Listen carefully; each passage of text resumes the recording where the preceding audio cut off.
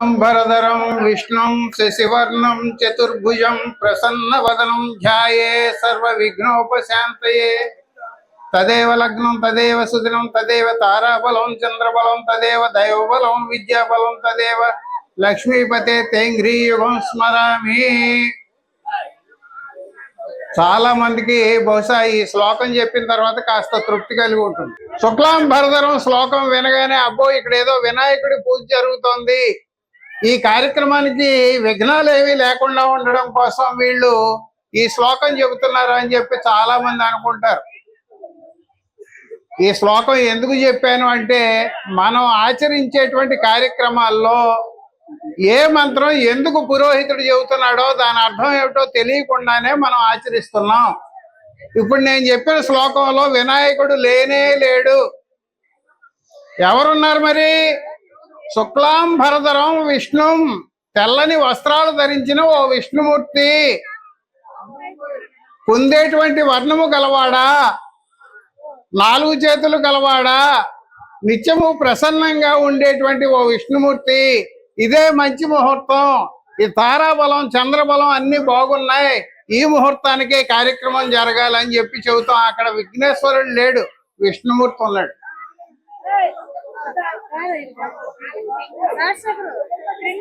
అందువల్లనే నేను ప్రత్యేకంగా ఇక్కడికి చాలా దూరం నుంచి వచ్చింది. ఎందుకంటే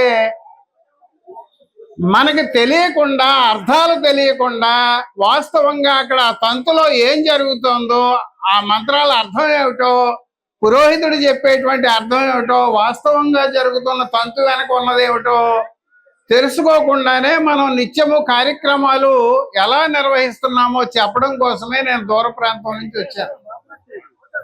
ఈ సందర్భంగా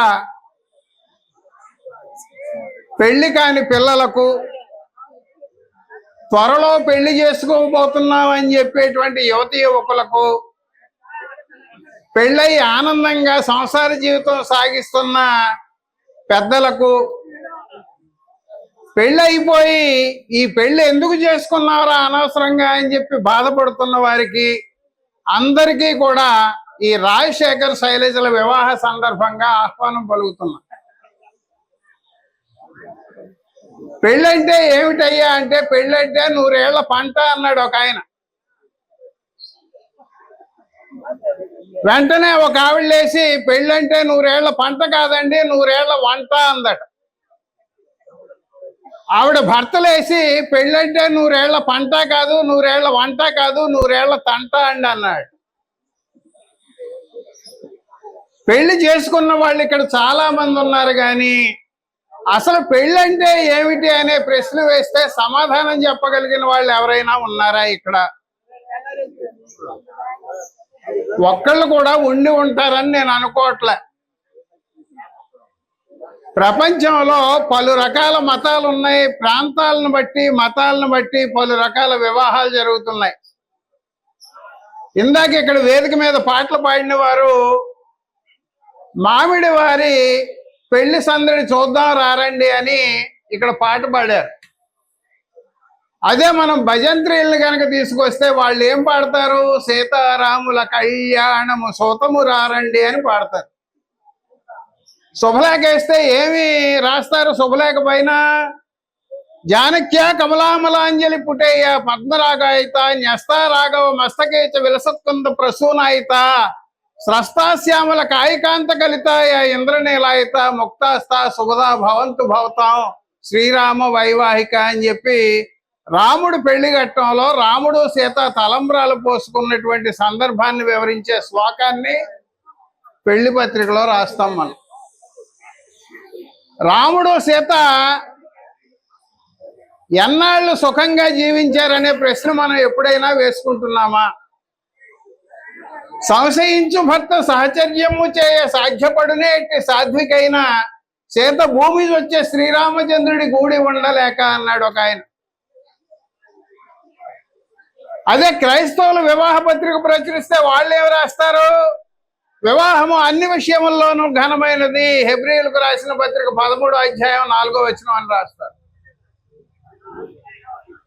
ఆ మాట రాసే వాళ్ళు ఎవరు? హెబ్రీయులు 13:4లో వాస్తవంగా ఏముందో చదివారని నేను అనుకోవట్లే.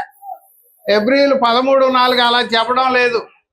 అక్కడ ఇంత పొడుగు వచనం ఉంటే దాన్ని మధ్యలోకి వేటు వేసి చిన్న ముక్కను తీసుకొచ్చి అక్కడ పెడుతున్నారు. అనుమానం ఉన్న వాళ్ళు ఇంటికి వెళ్ళి బైబిల్ చదవండి.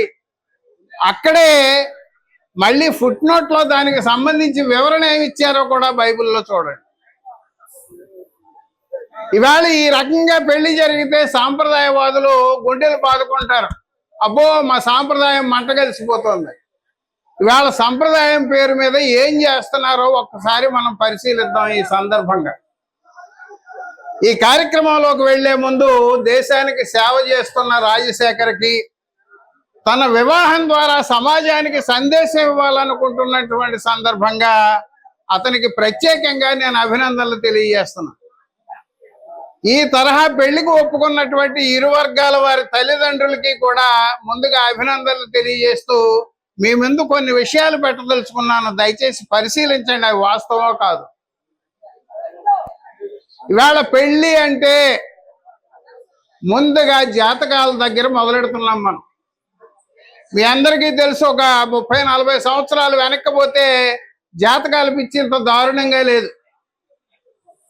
జాతకాల పేరు మీద సిద్ధాంతి గారి దగ్గరికి మనం వెళ్ళి మనం పుట్టినటువంటి నక్షత్రాన్ని జన్మ సమయాన్ని ఇస్తే వాళ్ళు ఏం పరిశీలిస్తారో ఇక్కడ ఉన్న వాళ్ళలో ఎంతమందికి తెలుసు. మనం జాతకాలు పట్టుకుని పురోహితుడి దగ్గరికి వెళ్తే మన కులాన్ని బట్టి వాళ్ళు జాతక పరిశీలన చేస్తారు. బ్రాహ్మణుడైతే జాతక పరిశీలన ఒక రకంగా ఉంటుంది, క్షత్రియుడైతే మరో రకంగా ఉంటుంది, వైశ్యుడైతే ఇంకో రకంగా ఉంటుంది, శూద్రుడైతే మరో రకంగా ఉంటుంది. అంటే కులాన్ని బట్టి జాతకాలు చూసేటువంటి తీరు మారిపోతుంది. జాతకాలు చూడాలి అంటే అక్కడ 36 మార్కులకు గాను ఎన్ని మార్కులు వస్తున్నాయని చెప్పి సిద్ధాంతి చూస్తాడు. 36 మార్కులకి కనీసం 18 మార్కులు వస్తే వాళ్ళు పాస్ అయినట్టు. 18 మార్కుల కంటే ఎక్కువ వస్తే వాళ్ళ జాతకాలు బాగున్నట్టు. ఈ మార్కులు ఎలా చూస్తారన్న దాని దగ్గరికి వెళితే చాలా దారుణమైనటువంటి విషయాలు కనిపిస్తాయి అక్కడ. ఆ విషయాలన్నిటి జోలికి నేను పోవడం లేదు, కానీ చిన్న ఉదాహరణ చెబుతా.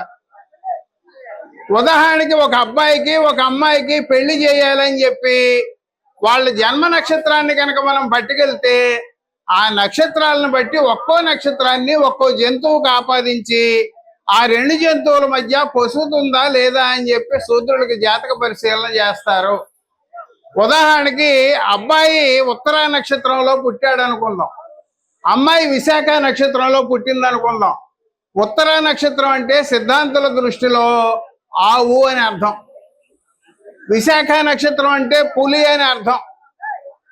ఉత్తరా నక్షత్రంలో పుట్టిన అబ్బాయికి విశాఖ నక్షత్రంలో పుట్టిన అమ్మాయికి పెళ్లి చేస్తే వాళ్ళిద్దరూ ఆవు పులి అవుతారు. కాబట్టి అవి 2 సఖ్యంగా ఉండే జంతువులు కాదు, ఒకదాన్ని ఒకటి తినేటువంటి జంతువులు. వాటి మధ్య వైరం ఉంది కాబట్టి వీళ్ళ కాపురం సవ్యంగా ఉండదు అని చెబుతాడు. అలాగే అశ్లేష నక్షత్రంలో అబ్బాయి పుట్టాడు అనుకోండి, అశ్లేష నక్షత్రం అంటే పిల్లి. చిత్తా నక్షత్రంలో అమ్మాయి పుట్టింది అనుకోండి, చిత్త అంటే ఎలుక. పిల్లికి ఎలుక్కి పడదు కాబట్టి వాళ్ళ కాపురం సవ్యంగా ఉండదు, పెళ్లి చేయొద్దని చెబుతాడు సిద్ధాంతం.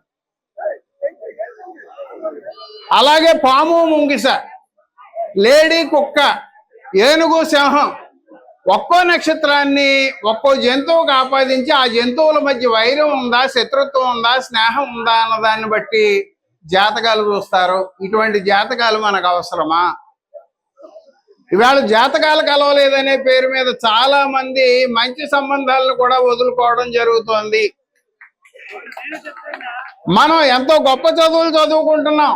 ఇవాళ బీటెక్లు, ఎంటెక్లు, ఎంఎస్లు, ఎండీలు చేసిన వాళ్ళు కూడా పెళ్లి సమయం వచ్చేటప్పటికి జాతక చక్రాలు పట్టుకుని సిద్ధాంతుల దగ్గరికి వెళ్తున్నారంటే అంతకంటే సిగ్గుచేటైన విషయం మరొకటి లేదు. జాతకాలు అయిపోయిన తర్వాత ఏం చేస్తాం? మనం నిశ్చితార్థం చేస్తాం. నిశ్చితార్థం పేరు మీద ఏం చేస్తాం? అబ్బాయి తరపు వాళ్ళు అమ్మాయి తరపు వాళ్ళు తాంబూలాలు మార్చుకుంటారు. తాంబూలాలు మార్చుకునే క్రమంలో పురోహితుడు చెప్పేటువంటి మంత్రం ఏమిటి, దాని అర్థం ఏమిటి, అది మనకు అవసరమా అని ఎప్పుడైనా మనం ప్రశ్నించుకున్నామా? ధ్రువంతే రాజావరణో ధ్రువం దేవో బృహస్పతి ధ్రువంత ఇంద్రస్య అగ్నిశ్చ రాష్ట్రం ధారయతాం ధ్రువం ధ్రువేణ హవిషా తస్మై దేవాది బ్రువన్ అయంచ బ్రహ్మణస్పతి అని చెప్పి తాంబూలాలు మార్చుకుంటుంటే పురోహితుడు మంత్రం చెబుతాడు. దాని అర్థం ఏమిటి? ధ్రువంతే రాజా వరుణో, ధ్రువానికి రాజు అయినటువంటి వరుణదేవుడికి నీవు ఇచ్చి నిశ్చయించబడ్డావు. ధ్రువం దేవో బృహస్పతి, బృహస్పతికి నీవు నిశ్చయించబడ్డావు. ధ్రువంత ఇంద్రస్య, ఇంద్రుడికి నీవు నిశ్చయించబడ్డావు. అగ్నిశ్చ, అగ్నిదేవుడికి నీవు నిశ్చయించబడ్డావు. ఈ నలుగురు అయిపోయిన తర్వాత ఈ భూమి మీద మనుష్య జాతిలో ఉన్న దైవ సమానుడైన పురోహితుడికి నీవు నిశ్చయించబడ్డావు అని అర్థం. అంటే తాంబూలాల పేరుతో మనం పురోహితుడిని తీసుకొచ్చి మంత్రాలు చెప్పించుకుని నిశ్చితార్థం చేసుకుంటే ఆ అమ్మాయి పెళ్లి కొడుకు కంటే ముందు 4-5 నిశ్చయించబడుతోందని అర్థము. ఇవాళ అదే మంత్రాన్ని తెలుగులో అర్థం చెబితే మనం ఎవరైనా జీర్ణించుకోగలమా? ఇక్కడ చాలా మంది కోపం రావచ్చు నేను చెబుతున్న విషయాలు విని. నిశ్చితార్థంలో ఏం చెబుతున్నాడు? చివరిలో ఈ భూమి మీద దైవ సమానుడైనటువంటి మనుష్య జాతిలో పుట్టిన బ్రాహ్మణుడికి ఈ అమ్మాయి నిశ్చయించబడిందని చెబుతున్నాడు. 1819లో ఆంగ్లేయులు ఈ దేశంలో చట్టం తీసుకొచ్చే వరకు శూద్ర కుటుంబాల్లో అమ్మాయికి పెళ్లి అయితే ఆ అమ్మాయిని మొట్టమొదటిగా అనుభవించేటువంటి హక్కు పురోహితుడికి ఉండేది, పెళ్లి కొడుక్కి కాదు. 1819కి ముందు. ఇక్కడ ఆడవాళ్ళు చాలా మంది ఉన్నారు. మీ అందరికీ ఒక ప్రశ్న వేస్తున్నానమ్మా. కన్యాదానం పేరు మీద ఈవేళ పెళ్లిళ్లలో ఒక తంతు జరుగుతోంది. దానం అంటే ఏమిటి? మన దొడ్లో 4 గుమ్మడికాయలు కాస్తే 2 గుమ్మడికాయలు ఇరిగింటోళ్ళకి పొరిగింటోళ్ళకి ఇస్తాం. తోటకూర కాళ్ళు పండితే 4 తోటకూర కాళ్ళు పీకి వేళ కూర వండుకుందని దానం చేస్తాం. ఎవడైనా బీద విద్యార్థి వస్తే నా దగ్గర పెన్నులు వేస్తారంటే నేను పెన్ను ఇస్తున్నాను పట్టుకెళ్ళని చెప్పిస్తాం. మరి ఆడవాళ్ళని దానం చేయడం ఏంటనే ప్రశ్న మనం ఎప్పుడైనా వేసుకున్నామా? బ్రాహ్మణులకి దానం చేయవలసిన అంశాలు ఏమిటని చెప్పి ఒక జాబితా వాళ్లే చెప్పారు. ఆ జాబితాలో ఏం చెప్పారు? కన్యా కనక దాసీచ శకటాశ్వ గజాగృహం లాంగలం కాలపురుషం కాలచక్రం తదాక్షితి మేధస్య మహిషి శైవశయ్యాచో భైతోముఖి తెలపర్వత విజ్ఞేయ మహాదానాన్ని షోడశ అని చెప్పారు. ఏమిటి? 16 దానాలు కనుక మీరు బ్రాహ్మణులకు చేసినట్లయితే మళ్ళీ ప్రతి దానానికి కూడా మీకు తిరిగి ప్రతిఫలం లభిస్తుంది అని చెప్పారు. అందులో మొట్టమొదటిగా చెప్పిన దానం ఏమిటి? కన్య. కన్య, కనక, దాసి, శకట, అశ్వ, గజ, గృహ ఇలా 16 దానాలు చెప్పారు. ఆ 16 దానాలు శ్రేష్టం అని చెప్పి అందులో మొట్టమొదటిగా అమ్మాయిని చేర్చారు. అమ్మాయిని కూడా జంతువుల పక్కన వస్తువుల పక్కన చేర్చి దానాల జాబితాలోకి చేర్చారు. ఇవాళ కన్యాదానం పేరు మీద అమ్మాయి తండ్రి ఏం చేస్తున్నాడో ఎవరికైనా తెలుసా?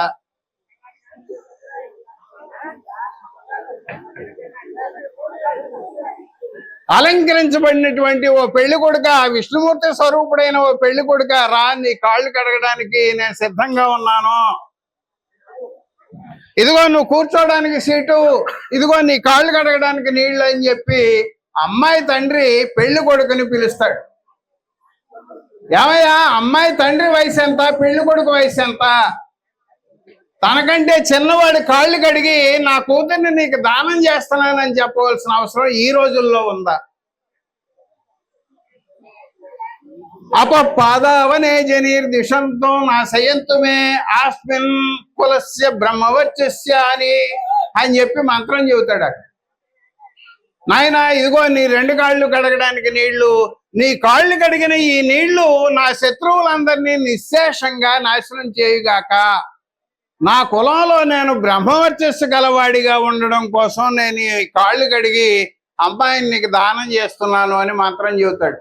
అక్కడ చెప్పేదానికి మంత్రానికి చేసే తంతుకి ఏమైనా సంబంధం ఉందా? ఇలాగంటే చాలా మందికి అబ్బో మీరు సంప్రదాయ వ్యతిరేకులు, ఎప్పటి నుంచో వస్తున్న ఆచారాలను మీరు వ్యతిరేకిస్తున్నారు అని చెబుతున్నారు. ఈవేళ మనం పాటిస్తున్న ఆచారాలు ఏ మేరకు సబబు? ఇవాళ పెళ్లి అనేటప్పటికి ముహూర్తం పేరు మీద మనం ఏం చేస్తున్నాం, రాత్రి 2:36 అని చెప్పి అబ్బో ఇది చాలా గొప్ప ముహూర్తం అండి అందుకనే అర్ధరాత్రి పెట్టామని చెబుతున్నాం. రాత్రి 2:36 పెళ్లి అయితే 7 గంటల నుంచి మనం భోజనాల కార్యక్రమం పెట్టి 7 గంటల నుంచే అమ్మాయిని అబ్బాయిని అక్కడ కుర్చీ వేసి కూర్చోబెట్టి నూతన జంటగా 10 మందికి పరిచయం చేసి అక్షతలు వేసి వెళ్ళండి అని చెబుతున్నారు. ఇవాళ పెళ్లి కాకుండానే వాళ్ళిద్దరిని భార్యాభర్తలుగా మనం పరిచయం చేస్తున్నామంటే తప్పు చేస్తున్నామా, ఒప్పు చేస్తున్నామా? ఇవాళ రాత్రి 2:36 ముహూర్తం అయితే 7 గంటలకు వాళ్ళిద్దరిని భార్యాభర్తలుగా ఎలా పరిచయం చేస్తాం మనం? పైగా ఏం చేస్తున్నాం, భోజనాలు అయ్యేంత వరకు వాళ్ళనేమో సీట్లో కూర్చోబెట్టి భార్యాభర్తలుగా పరిచయం చేసి అక్షతలు వేయించి దీవించమని చెప్పి రాత్రి పెళ్లి టైంకి 2:36 ఏం చేస్తున్నాం, అంత ప్రకృత అని చెప్పి ఇద్దరి మధ్య తెరకట్టండి నాయన అంటున్నాం. ఎందుకయ్యా ముహూర్తం టైంకి తెరగడతారని మాబోటి వాళ్ళు అడిగితే అబ్బాయి వాళ్ళిద్దరూ ముహూర్తం టైంకి మాత్రమే ఒకళ్ళ ముఖం ఒకళ్ళు చూసుకోవాలి. ముహూర్తం సమయంలో ఇద్దరు కూడా జీలకర్ర బెల్లం బాగా కలిపి ఒకళ్ళ నెత్తి మీద ఒకళ్ళు పెట్టుకుంటే బ్రహ్మరంధ్రం కింద ఉన్న సహస్రాకార చక్రం ద్వారా 2 కనుబొమ్మల మధ్యన ఉండేటువంటి ఆజ్ఞా చక్రంలోకి అది ప్రవేశించి శక్తి ఆజ్ఞా చక్రంలోంచి ఒకళ్ళ ముఖంలోంచి ఇంకొకళ్ళ ముఖంలోకి శక్తి ప్రసరిస్తుందట. అలా జీలకర్ర బెల్లం పెట్టడం వల్ల వాళ్ళిద్దరిలో ఉన్నటువంటి గుణాలన్నీ సమపాళ్లలో ఒకళ్ళ నుంచి ఒకళ్ళకి భర్తీ అయ్యి ముహూర్త సమయంలోనే ఒకళ్ళనొకళ్ళు చూసుకోవడం ద్వారా వాళ్ళు సమమనస్కులై భవిష్యత్తులో బాగా కాపురం చేస్తారు. ఇవాళ పెళ్ళి అయిన తర్వాత పెళ్లి కాబోయేటువంటి జంటలు ప్రీ వెడ్డింగ్ షూట్ పేరు మీద రకరకాల భంగిమల్లో ఫోటోలు తీసుకోవడం, వీడియోలు తీసుకోవడం మనకి తెలుసు. ఇద్దరూ కలిసి సినిమాలకు వెళ్తున్నారు, షికార్లకు వెళ్తున్నారు, షాపింగ్లకు వెళ్తున్నారు. అటువంటి వాళ్ళని కూడా వేదిక మీద తీసుకొచ్చి ముహూర్త సమయంలో అబ్బాయి వీళ్ళిద్దరూ ఒకళ్ళ ముఖం ఒకళ్ళు ముహూర్తానికి ముందు చూసుకోకూడదని చెప్పడం అజ్ఞానమా, విజ్ఞానమా? అర్ధరాత్రి ముహూర్తాలు అయితే 7 గంటలకే మనం భార్యాభర్తలుగా వాళ్ళిద్దరిని అక్షతలు వేయమని కోరడం అజ్ఞానమా, విజ్ఞానమా? వాళ్ళ అక్షతలు ఎందుకు వేయమని చెబుతున్నారు? చాలా మంది వాడుకలో అక్షింతలు అంటారు. అక్షింతలు కాదు దాని పేరు, అక్షతలు.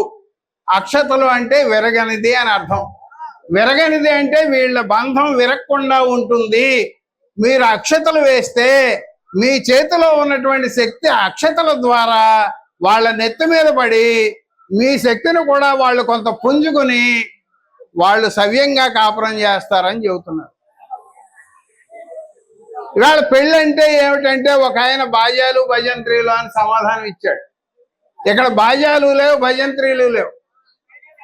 బాజాలు భజంత్రీలు పెళ్లిలో ఎందుకు పెడతారో, ముఖ్యమైన ఘట్టాలు జరుగుతున్న సందర్భంలో బ్రాహ్మణుడు వాయించండి అయ్యా అని చెప్పి ఎందుకు చెబుతాడో, ఆ ఘట్టం అయిపోయిన తర్వాత ఆపండి అయ్యా అని చెప్పి చెయ్యి ఎందుకు ఎత్తుతాడో ఎవరికైనా తెలుసా?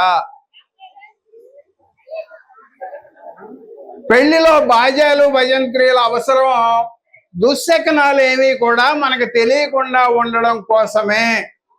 అనుభవం పరిహవం పరివాదం పరిక్షపం దుస్వప్నం దుర్తితం తద్విషద్భ్యోది శామ్యహం అని చెప్పి ఓ శకున మంత్రం చెబుతాడు పురోహితుడు. ఆ శకున మంత్రానికి అర్థం ఏమిటి? పక్కల నుంచి పిలవడం, వెనక నుంచి పిలవడం, ఏడవడం, దగ్గడం, తుమ్మడం వంటి దుశ్శకనాలు ఏవైతే ఉన్నాయో అవన్నీ నాకు కాకుండా నా విరోధి వర్గానికి చెందుగాక అని చెప్పి అర్థం.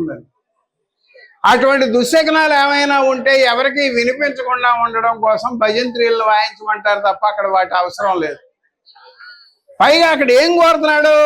ఈ దుశ్శకనాలన్నీ ఏమైతే ఉన్నాయో ఆయన నాకు చెందకుండా నా విరోధి వర్గానికి చెందుగాక అని చెప్పి మంత్రం చెబుతున్నాడు. మేం బాగుండాలని కోరుకోవడంలో తప్పు లేదు. నా శత్రువులు అందరూ నాశనం అయిపోవాలని చెప్పి కోరుకోవడం ఏంటి? అసలు అర్థం ఉందా? ఇవాళ వివాహం పేరు మీద జరిగేటువంటి ముఖ్య ఘట్టాలు ఏమున్నాయి, ఆ ముఖ్య ఘట్టాల్లో మనం ఏం చేస్తున్నాము అన్నదాన్ని క్లుప్తంగా వివరిస్తాను, ఎందుకంటే సమయం లేదు కాబట్టి. మనందరికీ బాగా తెలిసినది ముహూర్తం. ముహూర్తానికి జీలకర్ర బెల్లం పెడతారన్నది మనకు తెలుసు. జీలకర్ర బెల్లం ఎందుకు పెడతారయ్యా అని అడిగితే వాళ్ళు ఏం చెబుతున్నారు? జీలకర్ర బెల్లం కలిపి రుద్దితే విద్యుత్తు పుడుతుంది. ఆ విద్యుత్తు పుట్టినటువంటి జీలకర్ర బెల్లాన్ని అబ్బాయి అమ్మాయి పరస్పరం నెత్తి మీద పెట్టుకుంటే ఆ విద్యుత్తు ద్వారా ఇరువురిలో ఉన్న శక్తులు ఒకరి నుంచి ఒకరికి ప్రయాణం చేసి ఇద్దరు సమమనస్కులు అవుతారని చెబుతున్నారు. సరే, ఇవాళ మన ఇంట్లో కరెంటు పోతే జీలకర్ర బెల్లం కలిపి డబ్బాలో పెట్టి వైర్లు పెడితే ఏమైనా విద్యుత్ వస్తుందా? ఆ ప్రయోగానికి మనం ఎందుకు సిద్ధపడడం లేదు? అసలు ముహూర్తం అంటే నిఘంటువులు అర్థం ఏం చెప్పాయి? ముహూర్తము అంటే 48 నిమిషాలు అని చెప్పి శబ్దరత్నాకరం చెబుతాం. మన వాళ్ళు ఏమంటారు? అబ్బాయి ముహూర్తం దాటిపోతుంది, తొందరగా కానివ్వండి అంటారు. అసలు ప్రపంచంలో ఏ ఇద్దరు గడియారాలైనా సెకండ్లతో సహా ఒకే సమయం చూపెట్టడం మనకి తెలుసా? ఇక్కడున్న పక్కన కూర్చున్న వాళ్ళు మీ 2 గడియారాల్లో టైం చూడండి, సెకండ్లతో సహా ఒకటే ఉండడం సాధారణంగా ఎక్కడా జరగదు. మరి ముహూర్తం అనే దానికి అర్థం ఏమిటి? 48 నిమిషాలు అంటే ముహూర్తం అని చెప్పి నిఘంటువులు చెబుతుంటే 12:36 2:32 అని చెప్పి ముహూర్తం పెట్టుకోవడంలో ఏమైనా అర్థం ఉంది? పైగా తెరగట్టుకోవాల్సిన అవసరం ఉందా? మనందరికీ తెలుసున్నది ఏమిటి? తాళి కట్టడం ఒకటి తెలుసు మనకి. మిగతా తంతులు ఎలా ఉంటే మనకెందుకు? అబ్బాయి అమ్మాయి మెడలో తాళి కట్టాడా లేదా? తాళి కడితే ఇంకా వివాహం అయిపోయినట్టే, మనం వెళ్ళిపోవచ్చు. ఇక్కడున్న ఆడవాళ్ళు ఎప్పుడైనా ప్రశ్నించుకున్నారా? నా మొగుడు నాకు తాళి కడుతున్నాడు, నా మొగుడికి నేనేమీ కట్టలేదే, నాకు పెళ్ళైనట్టు తెలియడానికి నా మెడలో తాళి ఉండాలని అంటున్నారు అందరూ. మరి నా మొగుడికి పెళ్ళైనట్టు తెలియాలంటే ఎలాగా? ఇవాళ చాలా మంది మగవాళ్ళు నాకు పెళ్ళి అవ్వలేదని చెప్పి బయట ఎఫ్ఐఆర్లు నడిపే వాళ్ళు చాలా మంది ఉన్నారు. మరి మగాళ్ళకి పెళ్ళి అయినట్టుగా ఏ గుర్తులో అక్కర్లేదా? ఆడవాళ్ళు తలకాయ ఉంచుకొని ఇవాళకి కూడా తాళిబొట్టు ఎందుకు కట్టించుకుంటున్నారు? అసలు తాళిబొట్టు అంటే ఏమిటి? ఆ సందర్భంగా చెప్పేటువంటి మంత్రం ఏమిటి? దాని అర్థం ఏమిటి అన్నది మనం ఎప్పుడైనా ఆలోచించామా? తాళిబొట్టు అనేది 2 కారణాల వల్ల ఉనికిలోకి వచ్చింది. గతంలో పెళ్ళైతే అమ్మాయి మెడలో కట్టేటువంటి తాళిబొట్టులో ఒక బిళ్ళని తల్లి తరపు వాళ్ళు, ఒక బిళ్ళని మామగారి తరపు వాళ్ళు, అంటే అత్తగారి తరపు వాళ్ళు చేయించేవారు. తల్లి తరపు వాళ్ళు చేయించేదాన్ని ముందుగా కట్టేవారు. అది తల్లి తరపుది కాబట్టి తల్లి బొట్టు వల్ల కాలక్రమంలో తాళిబొట్టుగా మారింది. అలాగే కొంతమంది పెళ్ళైన సందర్భంగా నుదుట్లో కుంకుమ బొట్టు పెట్టుకోవడం స్త్రీలకి అలవాటు. అలా కుంకుమ బొట్టు పెట్టుకునే సందర్భంలో పెళ్ళయిన తర్వాత తొలిసారిగా పెట్టుకునే బొట్టుని తొలి బొట్టు అన్నారు. అదే కాలక్రమంలో తాళిబొట్టుగా పరిణమించింది. మంగళ్యం తంతునా నేనా మమ జీవన హేతునా కంటే బద్నామి శుభకేత్వం జీవ శరదస్వతం ఓం మాంగళ్యధారణ ముహూర్త సుముహూర్తస్తు అని చెప్పి ఆ సందర్భంగా మంత్రం చెబుతాడు. తలంబ్రాల పేరు మీద పురోహితుడు చెప్పేటువంటి మంత్రాలకి అర్థం మనకి తెలుసా? అసలు అక్కడ జరిగేటువంటి తంతు ఏమిటో మనకి తెలుసా? మీ అందరికీ తెలుసు, తలంబ్రాలు అనేది వేడుకగా జరిగేటువంటి ఒక కార్యక్రమం. ఎండు కొబ్బరి తీసుకొచ్చి అందులో బియ్యం పోసి ఒకళ్ళ నెత్తి మీద ఒకళ్ళకి, అమ్మాయి చేత అబ్బాయికి, అబ్బాయి చేత అమ్మాయికి తలంబ్రాలు పోయిస్తారు. ఆ తరువాత అక్షతల పేరు మీదో లేదంటే ముత్యాల పేరు మీదో రకరకాల అంశాలని పాటించడం మనకి తెలుసు. అక్కడ పురోహితుడు చెప్పేటువంటి మంత్రం ఏమిటి? ప్రజామే కామ సమృద్ధ్యత, పశువోమే కామ సమృద్ధ్యత, యజ్ఞోమే కామ సమృద్ధ్యత, శ్రేయోమే కామ సమృద్ధ్యత. అంటే నీ యందు నాకు మంచి సంతానం కలగాలి, మనకి పశు సంపద కలగాలి, మనకి యజ్ఞ సంబంధమైన సంపద కలగాలి, మన శ్రేయస్సుకు దారి తీసేటువంటి వివిధ సంపదలు కలగాలి అని చెప్పి అక్కడ పురోహితుడు మంత్రం చెబుతాడు. ఇక సప్తపది అని ఒకటి ఉంది. 7 అడుగులు కలిసి నడిపిస్తారు అమ్మాయిని అబ్బాయిని.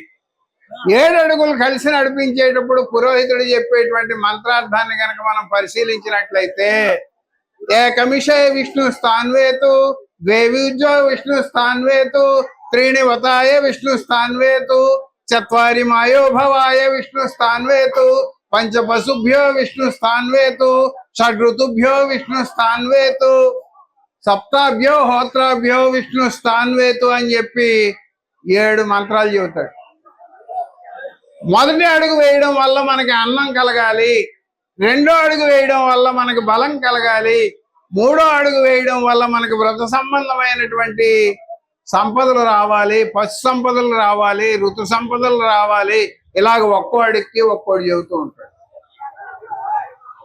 సరే, నేను చివరికి వస్తున్నాను. 2 ముఖ్యమైన అంశాలు మాత్రం చెబుతాను. ఏం వింటలేదు తమ్ముడు.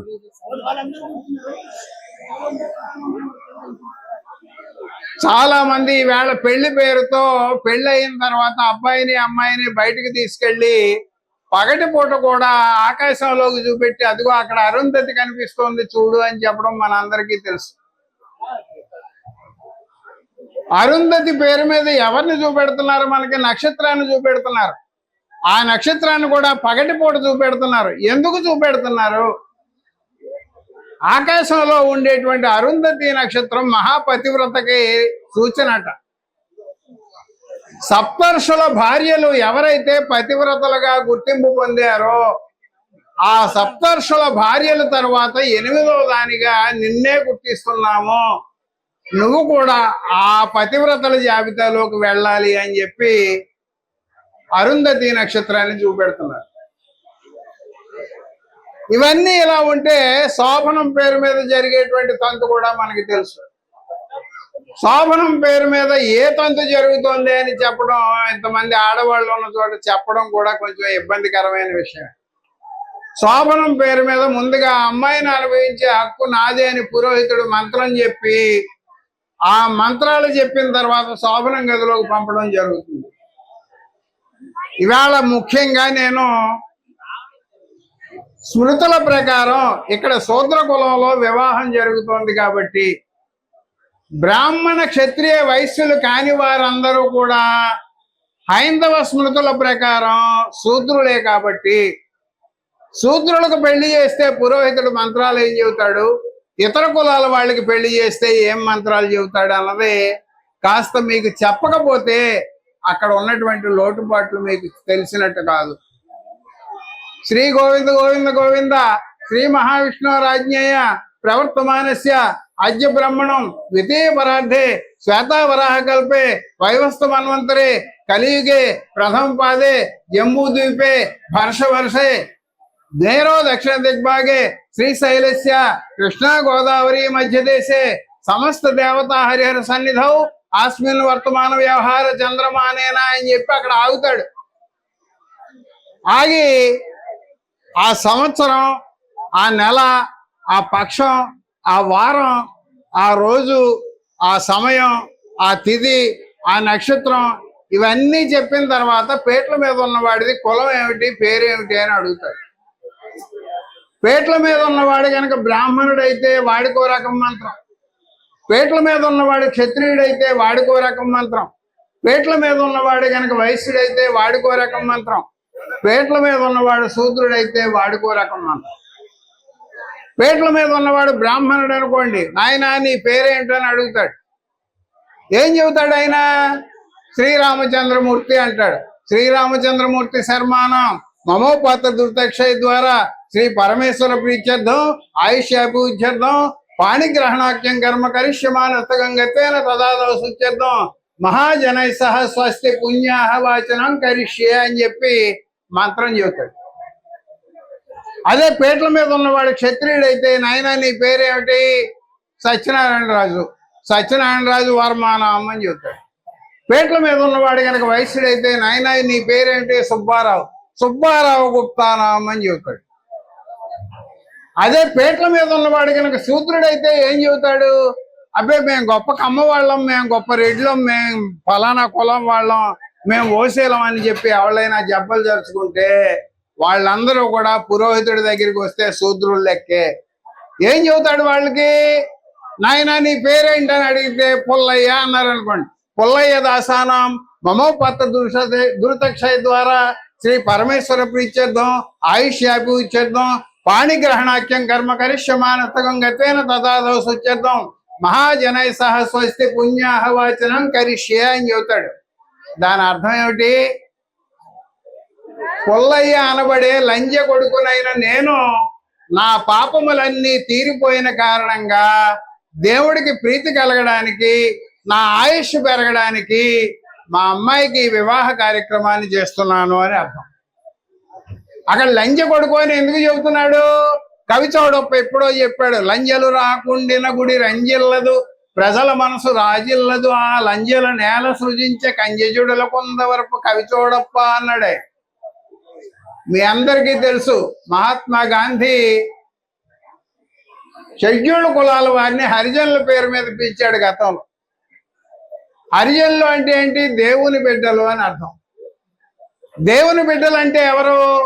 శూద్ర కులాల్లో ఉన్నటువంటి స్త్రీలని గొళ్ళల్లో ఉండేటువంటి దేవుడికి పెళ్లి చేసి దేవుడితో పెళ్ళైనటువంటి ఆ అమ్మాయితో ఊళ్ళో ఉన్నవారు ఎవరైనా సరే తమ కోరికలు తీర్చుకునేటువంటి వెసులుబాటు ఉంది. దాన్నే దేవదాసి వ్యవస్థ, జోగిని వ్యవస్థ, బసి వ్యవస్థ అని పిలిచారు. ఆ దేవదాసి వ్యవస్థని నిర్మూలిస్తూ చట్టం చేసింది ఎవరు ఈ దేశంలో? ఆంగ్లేయులు. అంటే దేవుళ్ళకి పెళ్లిళ్ళు చేసిన అమ్మాయిలతో ఊళ్ళో వాళ్ళు శృంగారం జరపగా తండ్రి ఎవరో తెలియకుండా ఆ అమ్మాయికి పుట్టిన వాళ్ళని దేవుని బిడ్డలు అనేవారు. ఇవాళ మనుస్మృతి కూడా దాసానాం అనే పదానికి దాసీపుత్రుడు, లంజ కొడుకు అని అర్థం చెబుతోంది. అందువల్లనే గాంధీ షెడ్యూల్డ్ కులాల వారిని హరిజనులు అని పిలిచినప్పుడు అంబేద్కర్ అభ్యంతరం చెప్పాడు. మమ్మల్ని దేవుని బిడ్డలని పిలవడానికి వీల్లేదు, మేము దేవునికి పుట్టిన వాళ్ళం కాదు, మనుషులకు పుట్టిన వాళ్ళం. మమ్మల్ని దేవుని బిడ్డలు అని చెప్పి మీరందరూ కూడా మమ్మల్ని అవమానపరుస్తున్నారు.